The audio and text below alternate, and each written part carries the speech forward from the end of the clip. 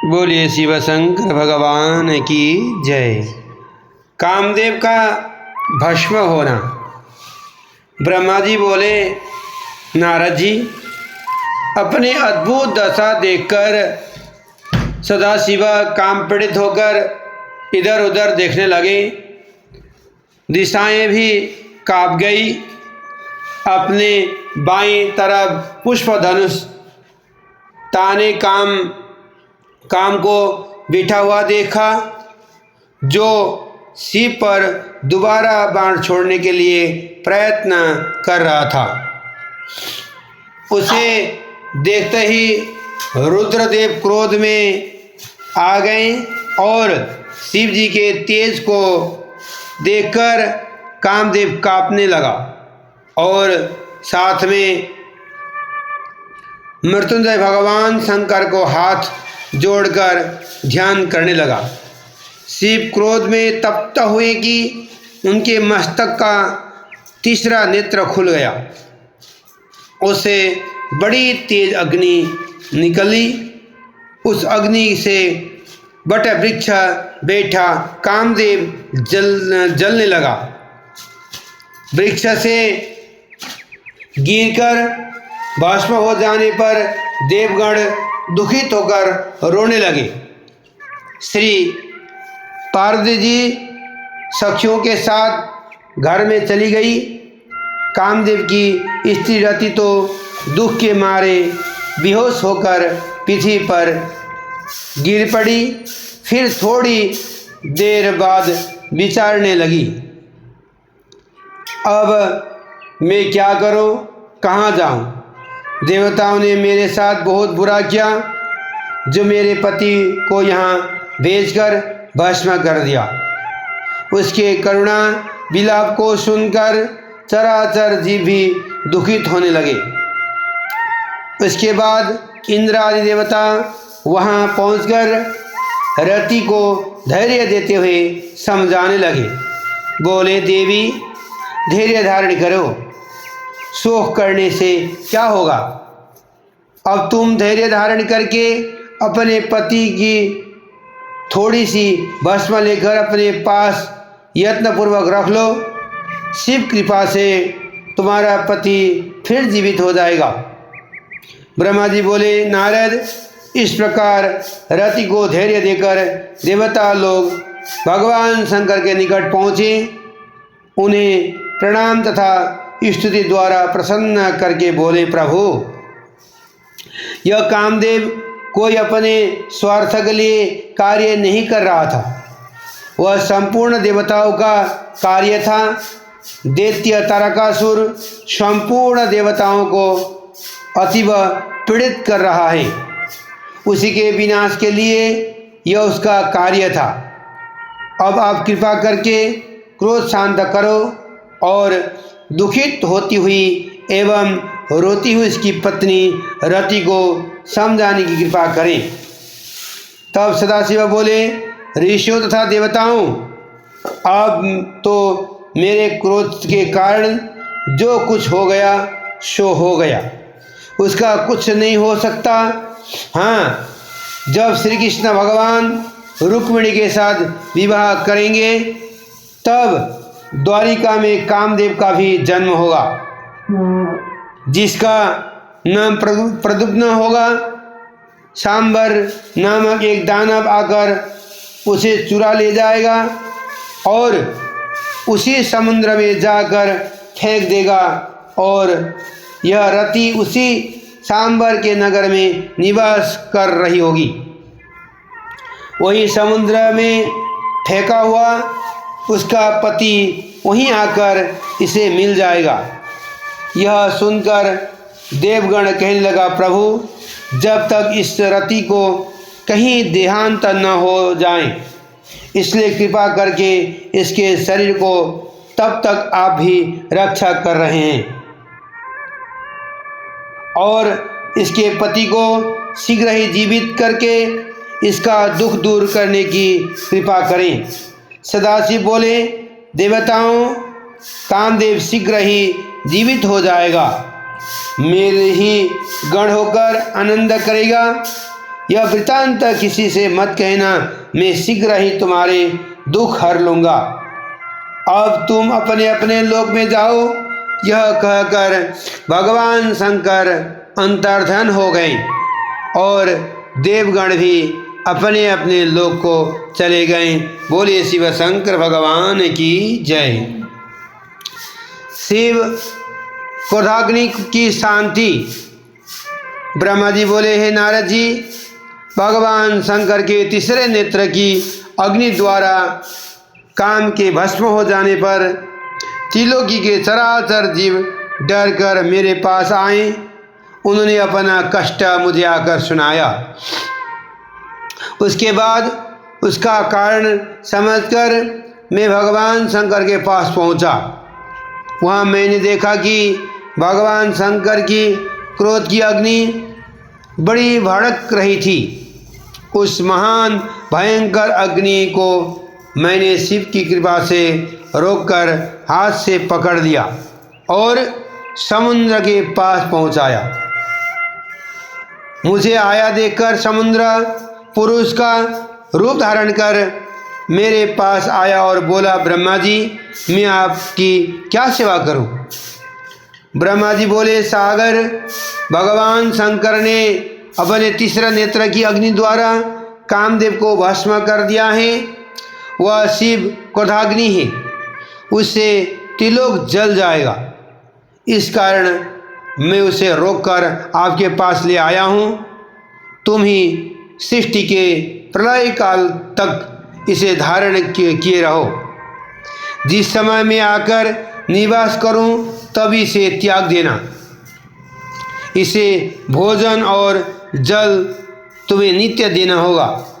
इस प्रकार ब्रह्मा जी के कहने पर समुद्र ने उसे धारण करने के लिए स्वीकार कर लिया। उसके बाद पवन के साथ बड़े बड़े शोले निकालती हुई वह शिव क्रोधाग्नि समुद्र में प्रविष्ट हो गई। मैं अपने लोक में चला आया। बोले शिव शंकर भगवान की जय। अब पार्वती को नारद का उपदेश। ब्रह्मा जी बोले, नारद जी, श्री पार्वती जी जब कामदेव के भस्म होने पर घर पहुंची तो उन्हें भगवान शंकर का विरह व्याकुल करने लगा। श्री पार्वती जी तो खोते पीते बैठते सोते सब समय में शिव विरह में व्याकुल रहने लगी। ब्रह्मा जी बोले, नारद जी, तुम ही उस समय लोगों में घूमते घूमते वहाँ पहुँच गए। हिमालय ने तुम्हें आया देखकर आदर सत्कार के साथ उत्तम आसन पर बिठाया। उसके बाद अपनी पुत्री के शिव पूजन से लेकर कामदेव को भस्म होने तक का सारा वृत्तांत का सुनाया। यह सुनकर तुमने तो हिमालय को केवल इतना ही कहा कि शिव भजन करो। इतना कहकर वहाँ से उठकर तुम श्री पार्वती जी के पास पहुँचे और उन्हें अकेला पाकर उनसे बोले, पार्वती जी, बिना तपस्या किए हुए भगवान शंकर की तुमने सेवा की, इससे तुमको अभी अभिमान हो गया था। तुम्हारे उसी अभिमान को तोड़ने के लिए ही सदाशिव ने ऐसा किया है। अब तुम उनकी प्राप्ति के लिए बहुत समय तप करो, जिससे प्रसन्न होकर सदाशिव तुम्हें स्वीकार करें। इतना सुनकर श्री पार्वती बोले, मुनिराज, आप परोपकार परायण हो, कृपा कर शिव आराधना के लिए मुझे मंत्र प्रदान करें, क्योंकि गुरु की दक्षिणा के बिना कोई कार्य सिद्धि नहीं होता। तब नारद जी ने कहा, देवी, मैं तुम्हें पंचाक्षर मंत्र कहता हूँ, उसका जप करो। ओम नमः शिवाय। यह मंत्र सब मंत्रों का राजा है और सर्व कामनाओं को पूर्ण करने वाला है। इससे विधि पूर्वक जपने से तुमको साक्षात शिव के दर्शन होंगे। बोले शिव शंकर भगवान की जय। अब पार्वती की तपस्या। ब्रह्मा जी बोले, नारद जी, शिव जी तपस्या द्वारा प्रसन्न होते हैं। इस प्रकार का निश्चय करके श्री पार्वती अपने माता पिता से बोली, मैं तप करना चाहती हूँ। तप के द्वारा ही मेरे शरीर स्वरूप जन्म एवं वंश आदि की सफलता होगी, इसलिए आप मुझे तप करने की आज्ञा दे दो। सुनकर हिमालय बोले, हे पुत्री, मुझे तो तुम्हारा विचार बहुत अच्छा प्रतीत होता है। तुम अपने माता से भी जाकर पूछ लो, यदि वह आज्ञा दे दे तो बहुत उत्तम होगा। यह सुनकर पार्वती माता से पूछने लगी, माता जी, आप मुझे तप करने की आज्ञा दे दें। मैं कल प्रातःकाल होते ही वन में तप करने के लिए चली जाऊं। यह सुनकर मैना अति दुखित होकर बोली, पुत्री, तुम घर में ही तपस्या करो। वन में जाने की क्या आवश्यकता है? तप करने से वन में अनेक दुख होते हैं। इस प्रकार की अनेक बातें कहकर मैना ने उमा देवी को वन में जाने के लिए रोका। तब तो उमा देवी अत्यंत दुखित हो गई। उसे इस प्रकार दुखित एवं क्लेश में देखकर अंत में मैना ने उमा देवी जी को तप करने की आज्ञा दे दी। तब अत्यंत आनंद को पाकर अपने माता पिता तथा सखी सहेली सबको यथोचित प्रणाम आदि करके उसने आशीर्वाद पाकर तप के लिए चल पड़ी। कुछ दूर पर जाकर उन्होंने वस्त्र आभूषण आदि उतार दिए। बदकल मृग चर्म आदि धारण कर उसी स्थान पर पहुंची जहां सदाशिव ने तप किए थे। वहां पृथ्वी को शुद्ध करके वेदी बनाकर अपने इंद्रियों को वश में करके मन को एकाग्र कर कठिन तप करना आरंभ कर दिया। गर्मी के दिनों में अपने चारों ओर अग्नि जलाकर बीच में बैठकर मंत्र जपती। वर्षा का कष्ट सहकर शीतकाल में शीतल जल में बैठकर मंत्र जपती। खाना पीना वायु आदि का सब विचार छोड़ दिया। जब मनोरथ के पूर्ण करने वाले भगवान शंकर के ध्यान में मग्न होकर मंत्र जपने लगी, ब्रह्मा जी ने कहा, नारद जी, इस प्रकार कठोर तप करते करते श्री उमा को 3000 वर्ष व्यतीत हो गए। उन्होंने शीत वर्षा आदि अनेकों कष्ट सहे। इस प्रकार से उमा देवी के कठोर तप को देखकर आश्चर्य में पड़े हुए सभी देवता राज उनके दर्शन के लिए आने लगे कि इस प्रकार का कठोर तप आज तक तो किसी ने किया ही नहीं। बोले शिव शंकर भगवान की जय। अब उमा के कठिन तप को देखकर देवताओं का शिव जी के पास जाना। ब्रह्मा जी बोले, नारद जी, श्री पार्वती जी के तप द्वारा तिलों की तप उठी। देवता दानव ऋषि मुनि यज्ञ गंधर्व सिद्ध साध्य विद्याधर आदि सभी व्याकुल होकर इंद्र आदि लोकपालों के साथ लेकर ब्रह्मा जी के शरण में पहुँचे और कहने लगे, ब्रह्मा जी, आपका बनाया हुआ यह चराचर ब्रह्मांड कितना संतप्त हो रहा है, उससे दुखित होकर हम सब आपकी शरण में आए हैं। तब ब्रह्मा जी बोले, हे नारद जी, इस प्रकार उनके कहने पर मैं ध्यान द्वारा श्री उमा देवी जी की तपस्या को जान गया। फिर ब्रह्मा जी को सुनाने के लिए हम सब मिलकर क्षीर सागर, विष्णु जी को सुनाने के लिए हम क्षीर सागर समुद्र पर पहुँचे। वहाँ सुंदर आसन पर विराजमान विष्णु भगवान से कहा। इस समय श्री पार्वती जी भगवान शंकर की प्राप्ति के लिए कठोर तप कर रही हैं। उसी तप द्वारा त्रिलोक तृप्ति हो रही है। हम भी अति दुखित होकर आपकी शरण में आए हैं, आप ही हमारा रक्षा करें। तब विष्णु बोले, देवताओं, आप लोगों का कष्ट मैंने जान लिया है। अब हम सबको मिलकर भगवान शंकर की शरण में जाना चाहिए।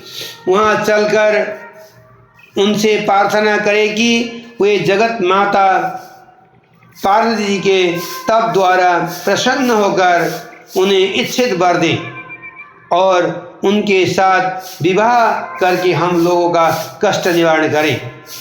भगवान विष्णु के कथन को सुनकर डरते हुए देवता बोले, हे भगवान, हम तो भूलकर भी भगवान शंकर के पास नहीं जाएंगे, क्योंकि उनका क्रोध हमसे नहीं सहा जा सकता।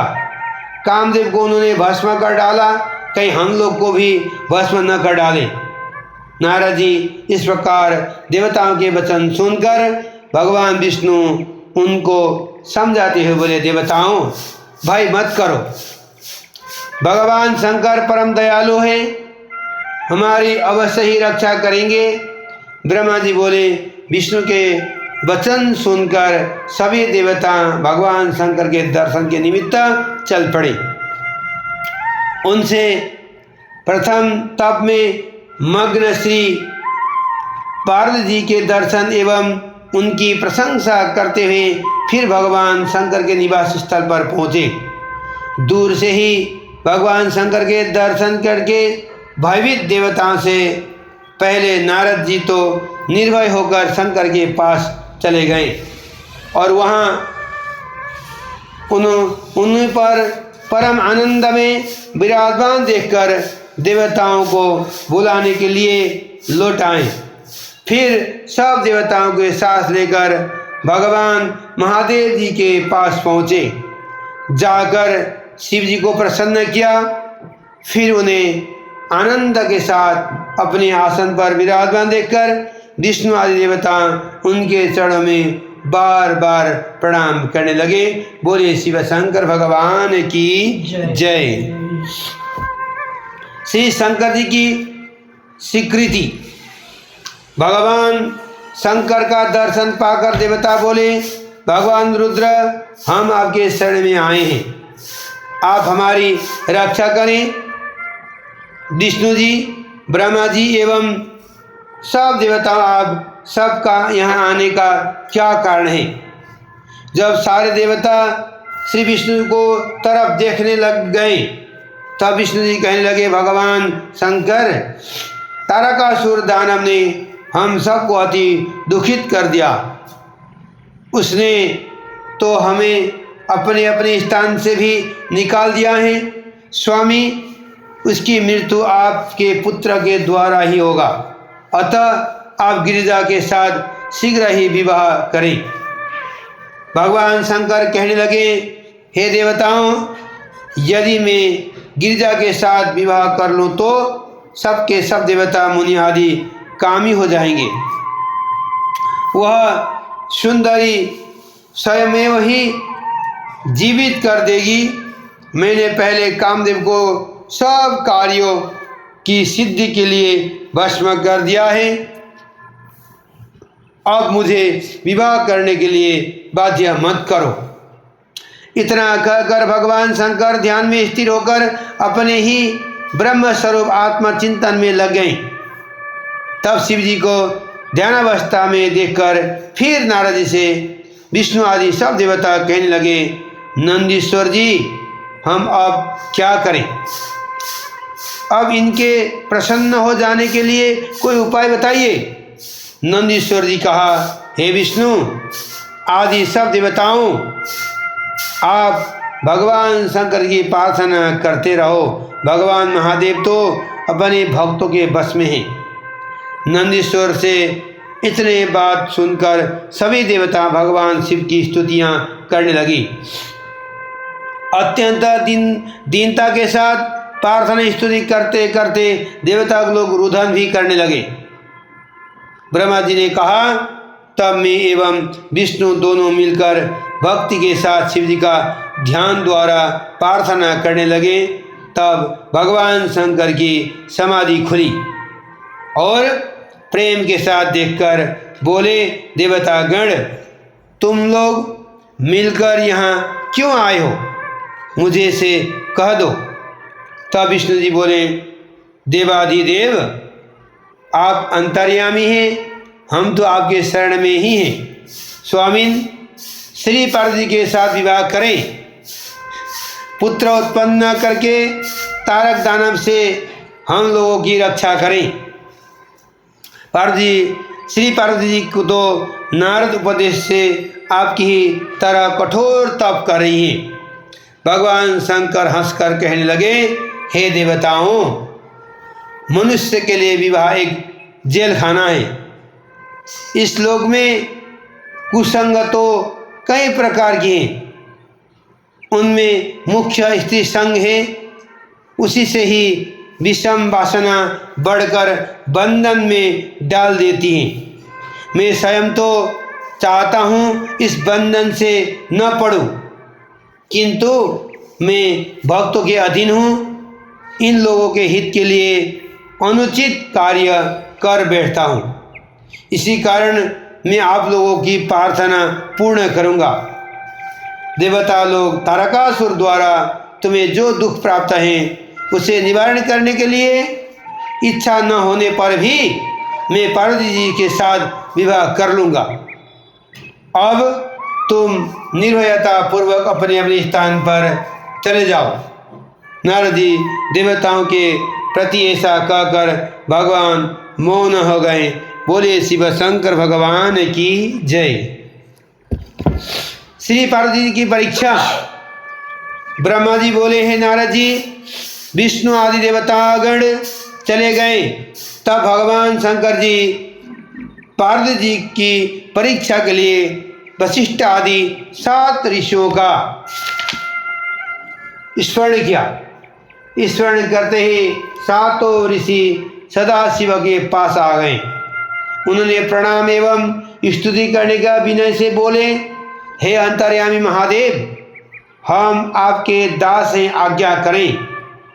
तब ऋषियों के वचन सुनकर सदाशिव हंसकर बोले, सप्त ऋषियों, तुम गौरी शिखर नाम के पर्वत पर चले जाओ। वहाँ मेरे प्राप्ति के लिए पार्वती जी एकाग्र मन होकर तप कर रही है। वहाँ अनेकों छल कपट करके उसके प्रेम की परीक्षा करो। 7 ऋषि भगवान शंकर की आज्ञा से वहाँ पहुँचे और श्री गिरिजा को प्रणाम किया। फिर कहने लगे, श्री पार्वती जी, आप तो बड़ा कठोर तप कर रही हो, इस तप का क्या कारण है?